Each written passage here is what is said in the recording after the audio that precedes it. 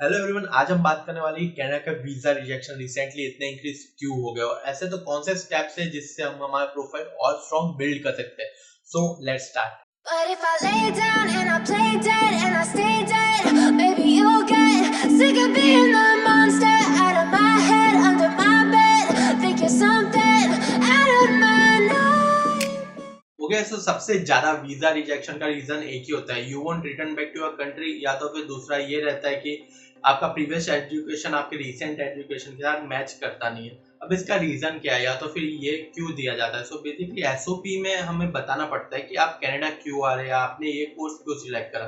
अब आपने अगर वही प्रॉपर डिस्क्राइब नहीं करा तो आपके रीजन ऑफ रिजेक्शन इंक्रीज हो ही जाते हैं। सो एसओपी लिखना बहुत इंपॉर्टेंट है। सो ये वीडियो में हम एक एसओपी के बारे में डिस्कस करेंगे। मैं वो सैंपल एसओपी डिस्क्रिप्शन में दे दूंगा, उसको डाउनलोड कर लेना। और उसको काफी लोग डाउनलोड करेंगे कि गाइस, तो फिर चेंजेस करना मत भूलना, अपने हिसाब से अलग अलग चेंजेस कर देना। सो चलो उसको आज डिस्क्राइब करते हैं, उसके ऊपर डिस्कशन करते हैं।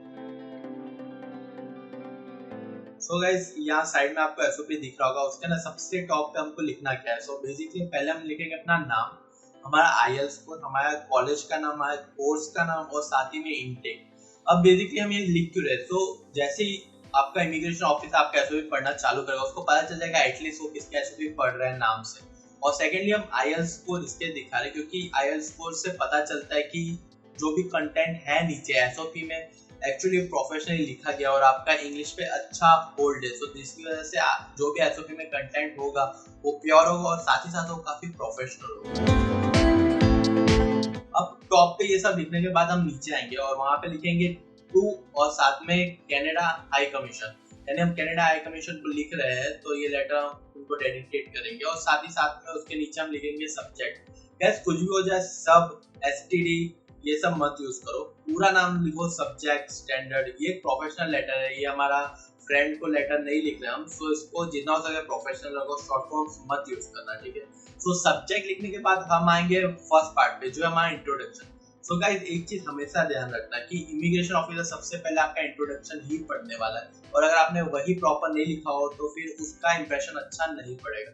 अब इसके अंदर है क्या कि इंट्रोडक्शन काफी लोग 4-5 लाइन में लिख देते हैं। गाइस 4-5 लाइन काफी नहीं है आपको खुद को एक्सप्लेन करने के लिए। सो एटलीस्ट 12 लाइन का इंट्रोडक्शन लिखो ही। और इंट्रोडक्शन में आपका पासपोर्ट नंबर मत डालो, आपके फैमिली के बारे में मत डालो, उससे कुछ लेना देना नहीं है आपका वीजा एप्लीकेशन का। सो उसको रख के भी कोई मतलब नहीं है। तो हो सके तो आपका स्टडी के बारे में लिखो, आपका यूं लिखो कि आपका ड्रीम क्या था, आपको क्यों वहां पे पढ़ने जाना है, आपका ये कोर्स सिलेक्ट करने का रीजन क्या है। ऐसा सब शॉर्ट में इंट्रोडक्शन के अंदर लिख दो, ठीक है। ओके गाइस, तो इंट्रोडक्शन तो हो गया। अब उसके बाद क्या लिखेंगे, उसके बाद आएगा हमारा एकेडमिक्स। गाइस एकेडमिक्स में शो ऑफ करना बहुत ज्यादा जरूरी है, यानी आपको एकेडमिक्स में बताना पड़ेगा कि आप कितने अच्छे स्टूडेंट थे या आपके कितने अच्छे मार्क्स थे। ये बताना बहुत ही ज्यादा जरूरी है और हो सके उतने नंबर्स यूज करो, यानी आपके 80% आए थे, आपके 75% आए थे, आपका 7 CGPA था या आपका पासिंग ईयर 2015 का 2018 था, आप टॉप 10 में आए थे, टॉप 20 में आए थे। ये सब नंबर ज्यादा डालो, कोई भी पैराग्राफ लिखना पसंद नहीं करता, तो नंबर ज्यादा डालो और हो सके तो इम्पोर्टेंट पॉइंट्स को बोल्ड कर दो। अब उससे होगा क्या कि अगर हमारा जो भी ऑफिसर है वो अगर स्कीमिंग भी करे, यानी खाली ऊपर ऊपर से देख भी रहा है, तो वो एटलीस्ट रुक जाएगा बोल्ड लेटर्स पे और वो पढ़ेगा कि ओके यहाँ पे कोई इंपॉर्टेंट इन्फॉर्मेशन ये मुझे पढ़नी चाहिए। तो इससे आपका प्रोफाइल का इंप्रेशन काफी अच्छा पड़ेगा और साथ ही साथ में आप जो डिक्टेट करना चाहते हो सामने वाले को वो भी इजीली समझ पाएगा। ओके गाइस, एकेडमिक्स तो हो गया। उसके बाद क्या लिखना है, उसके बाद ये पॉइंट लिखना है कि why I choose this college, यानी आपने ये कॉलेज क्यों चूज करा। सो अब जब ये लिख रहे हो तो स्टार्टिंग में आप ये जरूर लिख देना कि आपने जब कनाडा के लिए कॉलेज एप्लीकेशन चालू करा, आपके पास एटलीस्ट 2 से 3 कॉलेज के ऑफर लेटर आए थे जिसके अंदर ये कॉलेज इंक्लूडेड था। बट स्टिल आपने क्या करा कि आपने 2-3 दिन लिए, आपने थोड़ा रिसर्च करा तीनों कॉलेज के ऊपर और आपने डिसाइड करा कि ये जो थर्ड कॉलेज है जिसमें आपने अभी एडमिशन लिया है वो बेस्ट है। सो अब इससे होता क्या है कि इमिग्रेशन ऑफिसर को लगेगा कि आपने जस्ट एडमिशन के लिए ही कॉलेज सिलेक्ट नहीं करा है, आपने खुद रिसर्च करी और आप चाहते हो कि एटलीस्ट आपको पता हो कि कौन सी कॉलेज में आप जा रहे हो। तो ये पॉइंट लिखना मत भूलना। और सेकेंडली आप कॉलेज के बारे में और भी लिख सकते हो कि जैसे कॉलेज के अंदर मॉडर्न टेक्नोलॉजी यूज होती है पढ़ाने के लिए, या तो फिर आप यूँ भी लिख सकते हो कॉलेज की फैकल्टीज काफी अच्छे। तो इससे पता चलेगा कि आपने कॉलेज के ऊपर थोड़ी रिसर्च की और आपको वहाँ पे जेन्युइनली इंटरेस्ट है जाने का। नेक्स्ट पॉइंट गाइस हम ये लिखने वाले कि why I choose this course.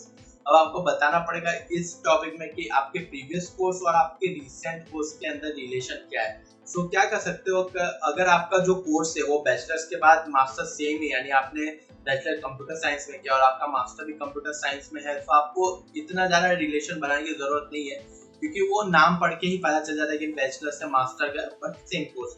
But in case कुछ लोगों में ऐसा होता है कि कोर्स काफ़ी डिफरेंट होता है, तो उसके नाम हम क्या करेंगे। तो उस केस में हम एक चीज कर सकते हैं कि आप बोल सकते हो कि आपने जब बैचलर्स में पढ़ाई की थी तब आपको कुछ सब्जेक्ट या कुछ टॉपिक्स थे वो इस कोर्स के बारे में थे, ठीक है, जो आप कनाडा में करने वाले हो। सो तब आपको ज्यादा इंटरेस्ट था वो टॉपिक में, सो आपने डिसाइड किया कि क्यों नहीं मैं मास्टर्स या तो अपना फ्यूचर ग्रेजुएशन इसके अंदर ही करूँ। इसके लिए आपने कोर्स चेंज करके ये नए वाले कोर्स के अंदर आने का डिसाइड किया। अब इससे होगा क्या कि अगर आप ऐसा लिखोगे तो फिर एटलीस्ट इमिग्रेशन ऑफिसर उसके अंदर कुछ लिंक जोड़ सकता है, या तो वो समझ पाएगा कि रिलेशन है क्या और आपने क्यों ये कोर्स चूज करा। यानी वो नहीं यूं नहीं समझा कि आप जस्ट रैंडमली कोई भी कोर्स चूज करा, आपको कनाडा आना है इसके लिए। सो ये चीज का ध्यान रखना और ये जरूर इंक्लूड करना।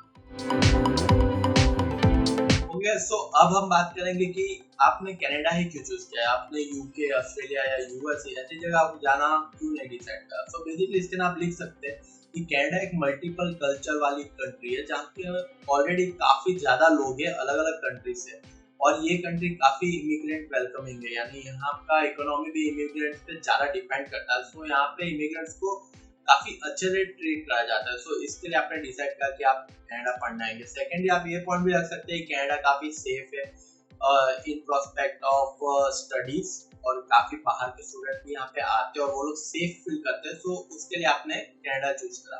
सो ये पॉइंट तो डिटेल में लिख देना, और मैंने ऑलरेडी डिस्क्रिप्शन में डाल के रखी है लिंक एसओपी की, तो उसको देख लेना और हमेशा उसके बुलेटिन पॉइंट्स डालना मत भूलना, ठीक है गाइस।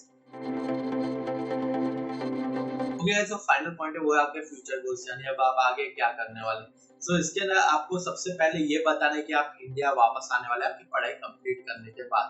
सो ये आप बताएंगे कैसे। सो इसके अंदर आप बता सकते हैं कि आपकी फैमिली बिजनेस है कुछ, या तो फिर आपके पेरेंट्स थे उनके आप लौते यानी एक अकेले सन या तो डॉटर है, या तो फिर आप कह सकते हैं आपके ग्रैंड पेरेंट्स का टेक केयर करने की आपकी रिस्पॉन्सिबिलिटी, यानी ऐसे कोई भी टफ पॉइंट्स आप रख सकते हैं जो डिस्क्राइब करे कि आपका इंडिया वापस आना काफी जरूरी है, ठीक है। और ये रखना क्योंकि अगर आप ऐसे डिस्क्राइब नहीं करोगे पॉइंट्स तो फिर होगा क्या कि इमिग्रेशन ऑफिस आपको सिंपल रीजन दे देगा क्या पढ़ाई के बाद कनाडा छोड़ के जाओगे नहीं, और आपको ये रीजन से हमको रिजेक्शन चाहिए नहीं। तो इसके लिए ये पॉइंट इंक्लूड करना मत भूलना अपने फ्यूचर प्रोस्पेक्ट में। और सेकेंड आप बोल सकते हो कि इंडिया काफी डेवलपिंग कंट्री है, यहाँ पे काफी सारे जॉब्स है, इसके लिए भी आपको वापस आना है। और सेकेंडली आपको आपके बिजनेस के अंदर और ग्रोथ करने का आपकी न्यू स्किल्स के साथ। तो ये सब पॉइंट आप रखोगे तो उससे पता चल जाएगा कि आप पढ़ाई के बाद इंडिया वापस आने वाले। सो गाइस दैट्स इट, इतना ही था।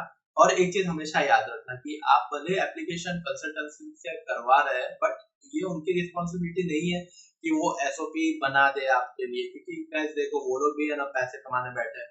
ऐसा तो है नहीं कि वो कुछ फ्री में कर रहे हैं या तो फिर वो कुछ सोशल वर्क कर रहे हैं, ठीक है। उन सबका कमीशन होता है कॉलेजेस में गाइस, तो वहाँ जहाँ पे वो आपको भेजते हैं, ठीक है। इसके लिए वो आपसे कभी कभार वीजा एप्लीकेशन फीस नहीं लेते। सो अब उसके अंदर होता क्या है कि अगर वीजा रिजेक्शन आता है तो उसके अंदर टाइम और मनी सब आपका ही वेस्ट हो रहा है। तो जितना हो सके अपने एसओपी को रीड करो, वॉक थ्रू करो, डॉक्यूमेंट बार बार चेक करो, उनको बोलो कि जो भी वो सबमिट करा पहले आपको भेजा आप उसको एक बार रिव्यू करो, क्योंकि अगर हम एक्टिव नहीं रहेंगे तो उनको क्या ही फर्क पड़ता है, ठीक है। वो तो एप्लीकेशन करके जाने देंगे, आपका रिजेक्शन आएगा और उसके अंदर उनको तो कुछ है नहीं, ठीक है। जब तक आपका वीजा अप्रूव नहीं होगा तब तक उनका कमीशन मिलेगा नहीं, वो तो बोलेंगे ठीक है वापस से एप्लीकेशन कर दो और उसके चार्जेस भी ले लेंगे। सो गाइस इसके लिए थोड़ा ध्यान रखो, थोड़ा इन्वॉल्वमेंट रखो अपने एप्लीकेशन में, और हो सके तो खुद करो गाइस, ये बहुत बड़ी चीज नहीं है, कोई भी कर सकता है। बस आपको एक बार थोड़े स्टेप्स लेने पड़ेंगे और थोड़ा ऑनलाइन जाके रिसर्च करना पड़ेगा, बट खुद करना बेटर है कोई भी कंसल्टेंसी के थ्रू जाने से, ठीक है। Okay, so that's it, see you soon in the next video, bye.